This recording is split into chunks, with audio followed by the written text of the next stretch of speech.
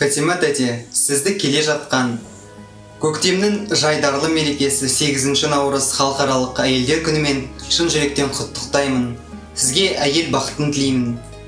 Балаларыңыз, отбасыңыз аман болсын, араларында гүлдей жайнап жүре беріңіз. Фатима тәте, сізді жылдың ең әдемі мезгілі көктемнің алғашқы мерекесі 8 наурыз мерекесімен құттықтаймын. Өмір жасыңыз ұзақ, денсаулығыңыз мықты болсын. Және де осы көктем мезгілі сияқты әрқашан құлпырып жүруіңізбен тілектеспін.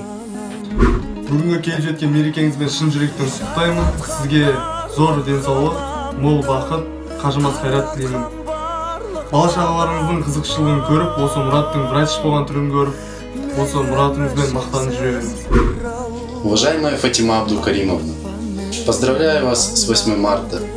Пусть эта весна принесет вам много ярких эмоций и улыбок, а люди дарят тепло и радость.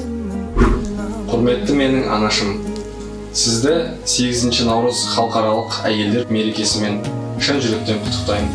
Деніңізге саулық, отбасыңызға береке, қажымас қайрат, бақытты болуыңызға шын жүрекпен тілектеспін. Арайлап атқан әрбір таңыңыз сізге мол бақыт пен шаттық алып келсін. Тек қана бақытты болыңыз. Бала-шағаңыздың қызығын көріңіз. Өмір жасыңыз ұзақ болсын. Жаратқан барлық ғаламды, таратқан барлық адамды,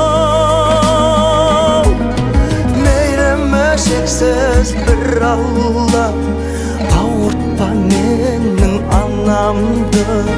Мейірімі шексіз бір Алла, ауыртпа менің анамды.